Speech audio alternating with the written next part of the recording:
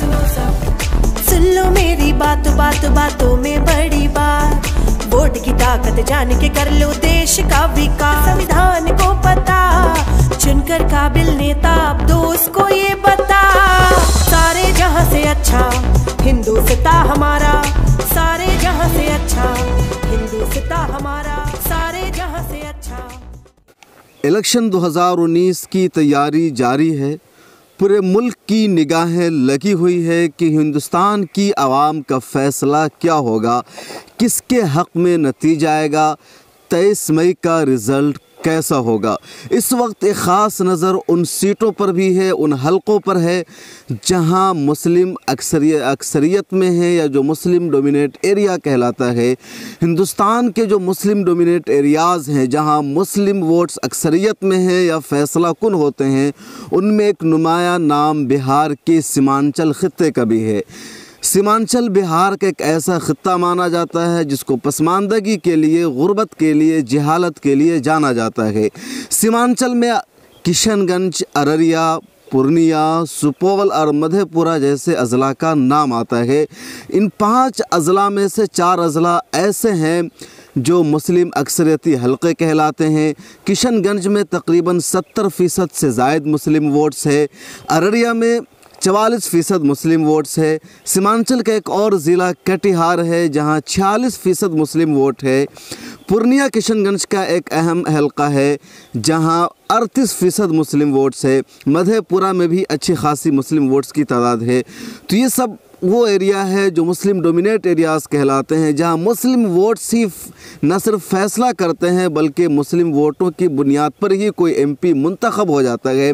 ऐसे में बड़ा सवाल ये है कि सीमांचल का इलेक्शन 2019 में क्या किरदार होगा, सीमांचल अपना क्या रोल अदा करेगा, सीमांचल से MPs कौन लोग मुंतखब होंगे और मरकज़ में सीमांचल किसकी सरकार को बना पाएगा। सीमांचल के चंद अज़ला है जो मुस्लिम डोमिनेट एरियाज़ हैं, जहां मुस्लिम वोट्स बहुत अहम हैं और मुस्लिम वोट्स ही फैसला करेंगे कि कौन जीतेगा कौन हारेगा, बल्कि मुसलमान अपने वोट्स की बुनियाद पर MP मुंतखब कर लेंगे। अब सवाल यही है कि इलेक्शन 2019 में सीमांचल का मूड क्या है, सीमांचल के लोग किसको अपना MP मुंतखब करना चाहते हैं, किसकी सरकार बनाना चाहते हैं और सीमांचल जिसके हक़ में जाएगा उसकी सरकार बन पाएगी या नहीं। ये सारी बात हम इसलिए कर रहे हैं कि आज हम सीमांचल में मौजूद हैं। मिल्लत टाइम्स अपनी पूरी टीम के साथ सीमांचल में पहुंचा हुआ है। यहाँ हम मुख्तलिफ़ लोगों से जायज़ा ले रहे हैं, सर्वे कर रहे हैं कि उनका मूड क्या है। यहाँ आगे बढ़ने से पहले एक बात आपको बता देना ज़रूरी है कि 2014 में जब पूरे हिंदुस्तान में मोदी लहर थी, ख़ास तौर से बिहार, UP, राजस्थान, मध्य प्रदेश में, उस वक्त भी मोदी लहर को इसी सीमांचल ने रोका था और मोदी का या NDA का कैंडिडेट न तो किशनगंज में जीत पाया, न कटिहार में जीत पाया, न अररिया में जीत पाया, न मधेपुरा में जीत पाया, न पूर्णिया में जीत पाया और न ही सुपौल में। तो चंद अज़ला 5-6 उस वक्त भी थे 2014 में जिन्होंने मोदी लहर को रोका था। अब 2019 में क्या ये अज़ला इसी तरह कायम रहेगा, सेकुलर पार्टियों को जिता पाएगा या 2019 की कहानी सीमांचल की मुख्तलिफ होगी। हम सीमांचल में मौजूद हैं, सीमांचल के मुख्तलिफ़ हलकों में, अज़ला में जा रहे हैं, लोगों की राय पेश कर रहे हैं, बता रहे हैं। मुतअद्दिद वीडियोज़, मुतअद्दिद रिपोर्ट्स आप हमारी देख चुके हैं, कुछ आइंदा भी आप देखेंगे। इससे पहले कि हम आपको कुछ और तफसील बताएं सीमांचल के 5 अज़ला के बारे में, एक मरतबा फिर डिटेल्स बता देते हैं कि कहाँ कैसी लड़ाई चल रही है। सीमांचल का जो सबसे अहम लोकसभा हलका वो किशनगंज है, जहां तकरीबन 75% मुस्लिम वोट है। वहां सैयद शहाबुद्दीन, MJ अकबर, मौलाना असरारुल हक कासमी, सैयद शहनवाज हुसैन और अलहाज तस्लीमुद्दीन जैसे कद आवर रहनुमा वहाँ से MP रह चुके हैं, जीत चुके हैं। कुछ कांग्रेस की टिकट पर तो कोई BJP की टिकट पर तो कोई RJD की टिकट पर। इस मरतबा किशनगंज का मिजाज बिल्कुल बदला हुआ है। किशनगंज में इस मरतबा MIM का जलवा है। हालांकि MIM के जो उम्मीदवार अख्तरुल ईमान हैं उनका मुकाबला JDU के महमूद अशरफ और कांग्रेस के उम्मीदवार से होने वाला है। लेकिन अवाम क्या फ़ैसला करते किशनगंज की वो आने वाला वक्त बताएगा। लेकिन ऐसा लग रहा है कि किशनगंज में MIM बहुत मजबूत हो चुकी है, अख्तरुल ईमान की एक फ़िज़ा बनी हुई है। किशनगंज की दूसरी अहम सीट है अररिया। अररिया मुस्लिम डोमिनेट एरिया है, 44% यहाँ मुस्लिम वोट्स हैं, लेकिन ये सीट SC ST के लिए काफ़ी दिनों तक रिजर्व थी, जिसकी वजह से किसी मुस्लिम को यहाँ का MP बनने का मौका नहीं मिला। 2014 के आम चुनाव में पहली मर्तबा कोई मुसलमान यहाँ से MP बना और वो थे अलहाज मोहम्मद तस्लीमुद्दीन, जिनकी 2017 में मौत हो गई। बाई इलेक्शन में उनके ही बेटे मोहम्मद सरफराज आलम को यहाँ से जीत मिली। अब 2019 में जो मुकाबला है बहुत सख्त है मोहम्मद सरफराज आलम के दरमियान और BJP के कैंडिडेट प्रदीप कुमार के दरमियान। फैसला 23 मई को आएगा। देखना होगा कि नतीजा क्या आता है, किसके हक़ में आता है, सरफराज आलम के फेवर में आता है या प्रदीप कुमार में होता है। लेकिन बहुत कांटे की लड़ाई होगी और बड़ा अहम किरदार करेगा कि जो यादव वोट है, यहाँ का जो दलित वोट है, वो किसके साथ जाता है। महागठबंधन ने जो दलितों को अपने साथ शामिल किया, मांझी को, मुकेश सैनी को, तो क्या उन लोगों का जो वोट है सरफराज आलम जो RJD के कैंडिडेट यहाँ से होंगे उनको जा पाएगा, ये देखने वाला वक्त बताएगा। सीमांचल की एक और अहम सीट कटिहार है, जहां तकरीबन 46% मुस्लिम वोट्स है और कांग्रेस के नेता तारिक अनवर की पुरानी सीट है, वहां के कदावर रहनुमा माने जाते हैं। मुतअद्दिद मरतबा वो MP रह चुके हैं, पहले NCP में थे, अब कांग्रेस में आ गए हैं। इस मरतबा भी कांग्रेस ने तारिक अनवर को ही कटिहार से अपना उम्मीदवार बनाया है। तो अब देखना यह है कि वहाँ का जो मुकाबला है तारिक अनवर के दरमियान है और JDU के उम्मीदवार के दरमियान है। तो अब ये नतीजा किसके हक़ में आएगा ये भी वक्त बताएगा।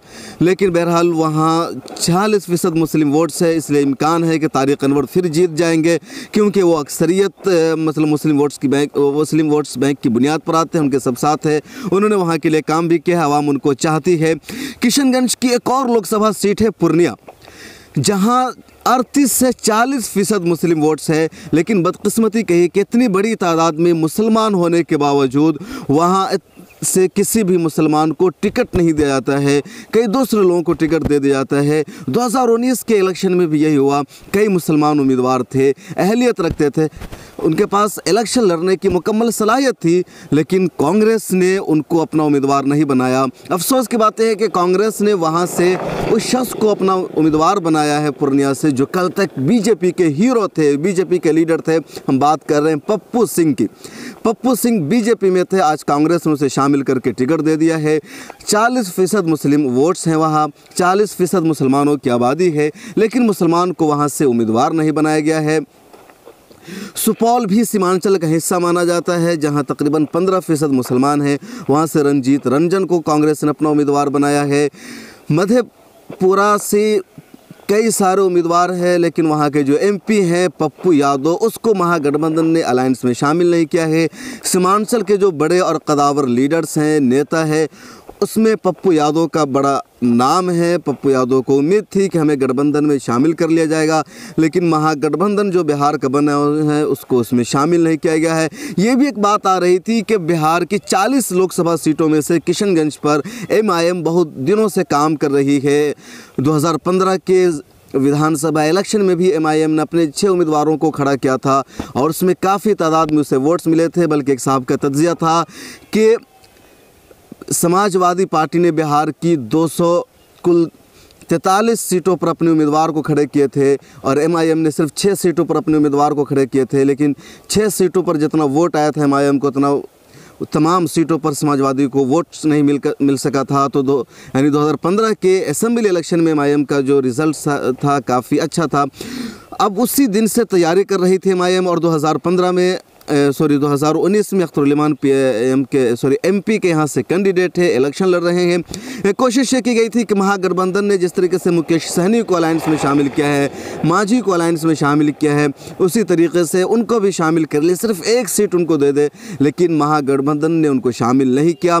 हम यहाँ पर ठहर कर आपको ये भी बता दें, हम सीमांचल में मौजूद हैं, सीमांचल की बात कर रहे हैं, लेकिन चूँकि जो इलेक्शन है वो गठबंधन का लड़ा जा रहा है और इस मरतबा जो बिहार में जो लड़ाई है सिर्फ 2 रुखी लड़ाई है, 1-2 सीट को छोड़ करके, जैसे किशनगंज है या मधेपुरा वगैरह के NDA वर्सेस महागठबंधन की जो पार्टियां हैं उसमें कई सारी पार्टियां आ गई है। RJD 20 सीटों पर इलेक्शन लड़ रही है, कांग्रेस को 9 सीट दिया गया है, RLSP यानी राष्ट्रीय लोक समता पार्टी को 5 सीट दिया गया है।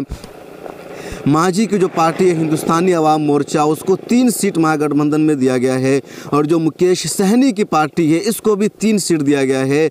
मांझी और मुकेश सहनी को इत्तेहाद में शामिल करने पर एक बहस भी छिड़ गई है कि लोगों का कोई वजूद नहीं है, कोई ज़मीन पर इनका जानता नहीं है, इनका कोई वोट बैंक नहीं है, फिर इन्हें इत्तेहाद में इतनी अहमियत क्यों दी गई, जबकि दूसरी तरफ कई पार्टी थी, पप्पू यादव की पार्टी है, MIM थी, यहाँ इन लोगों को इत्तेहाद में शामिल नहीं किया गया। CPM को इत्तेहाद में शामिल नहीं किया गया। कन्हैया कुमार जिसके मजबूत उम्मीदवार थे, तो इस पर एक हंगामा चल रहा है, बहस हो रही है। बहरहाल इत्तेहाद यहाँ का फाइनल हो गया है। दूसरी तरफ NDA है, NDA में सिर्फ 3 पार्टियां शामिल है। NDA में जो बिहार की कुल 40 लोकसभा सीट है उसमें से 17 सीटों पर NDA में BJP लड़ रही है, 17 सीटों पर JDU लड़ रही है और 6 सीटें लोक जनशक्ति पार्टी को दी गई है जो रामविलास पार्टी की है। एक और बात देखिए कि बिहार में तकरीबन 16% मुस्लिम वोट्स है, लेकिन इसके और कई अज़ला ऐसे बिहार में हैं जहां मुस्लिम वोटों की बुनियाद पर न सिर्फ हार जीत का फैसला होता है बल्कि सिर्फ मुस्लिम वोट्स ही किसी को MP मुंतखब करने के लिए काफ़ी हो जाते हैं। लेकिन इसके बावजूद उन हलकों से मुसलमान को टिकट नहीं दिया गया। NDA ने तो हद कर दी। NDA ने 40 लोकसभा सीट में से सिर्फ 1 सीट पर मुसलमान कैंडिडेट को उतारा है, बकिया 39 सीट पर किसी मुसलमान को नहीं दिया गया है। और वो जो 1 सीट है वो किशनगंज की सीट है जहां से महमूद अशरफ को JDU ने दिया है, BJP ने दिया ही नहीं है, RLSP ने नहीं दिया है। और एक बड़ा अहम सवाल यही है BJP के बारे में कि सैयद शहनवाज हुसैन जो BJP के कद्दावर रहनुमा है, बड़े लीडर है, भागलपुर से इलेक्शन जीत चुके हैं, किशनगंज से जीत चुके हैं, ये उनका खित्ता माना जाता है, उनको यहाँ से टिकट नहीं दिया गया। जैसा कि हमारे पास इत्तलात आ रही है कि जो भागलपुर के अवाम है वो काफ़ी नाराज़ है शहनवाज हुसैन के टिकट न मिलने की वजह से। तो ये पूरा BJP का ये है कि उसने सैयद शहनवाज हुसैन को भी टिकट नहीं दिया। एक बड़ा सवाल यही यहाँ पर है कि ये हमारी जो पॉलिटिकल पार्टियाँ हैं ये नारा लगाती हैं सबका साथ सबका विकास, तो सबका साथ सबका विकास टिकट बांटते वक्त कहाँ रह जाता है। तो ये सीमांचल की सियासी सूरत हाल है। हमने सीमांचल की ज़मीन पर बताया कि सीमांचल की हरी भरी खेतियाँ हैं, ये सड़कें हैं, गेहूँ की अभी खेती चल रही है, गेहूँ पक रहा है, पकने वाला है।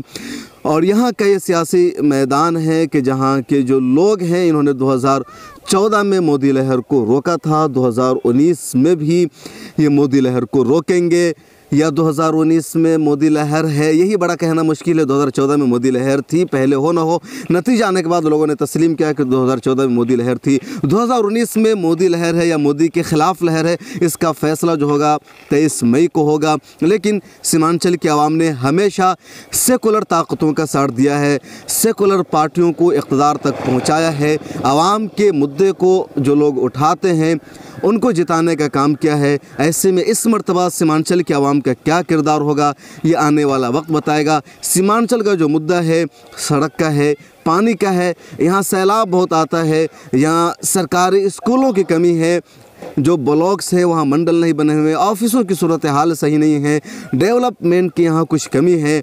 तो इन सारे मुद्दों पर यहाँ इलेक्शन लड़ा जाएगा, यही बुनियादी मुद्दा होगा। एक ख़ास बात सीमांचल के इलाके में यह भी है कि यहाँ ज़्यादा वायलेंस नहीं है, यहाँ के जो लोग हैं ज़्यादा कम्युनल माइंडेड नहीं हैं, बहुत आपसी इत्तेहाद और भाईचारा के साथ रहते हैं। अब आने वाला वक्त ही बताएगा, 23 मई का नतीजा हम सब के सामने होगा और उसी दिन फैसला हो जाएगा कि सीमांचल ने क्या फ़ैसला किया है, किशनगंज से किसकी जीत होती है, अररिया के MP सरफराज आलम बनते हैं या कोई और कोई मौका मिलता है, कटिहार से तारिक अनवर की जीत होती है या कोई और आता है, पूर्णिया से पप्पू सिंह की जीत होती है जो कांग्रेस के उम्मीदवार है, या BJP के कैंडिडेट को जीत मिलेगी, ये फैसला 23 मई को हो जाएगा। मिलत टाइम्स का ये प्रोग्राम देखने के लिए आपका शुक्रिया। हमने सीमांचल के बारे में पूरा जायज़ा, पूरी तफसील आपको बताई कि सीमांचल है, यहाँ की सूरत हाल है, यहाँ की आवाम ये चाहती है। अब नतीजा क्या होगा वो आने वाले वक्त में आपको पता चल जाएगा। सीमांचल के बारे में आपकी क्या सोच है, आपकी क्या राय है, आप क्या जानते हैं, कमेंट्स करके हमें ज़रूर बताइए।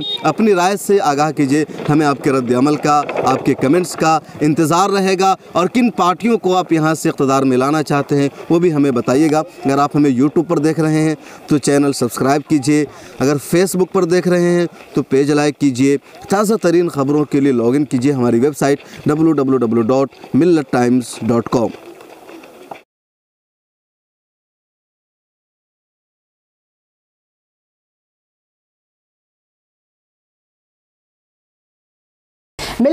की वीडियोस देखने के लिए यहाँ क्लिक करके सब्सक्राइब करें और हाँ, बेल आइकन जरूर दबाएं। अगर फेसबुक पर देख रहे हैं तो पेज लाइक करें।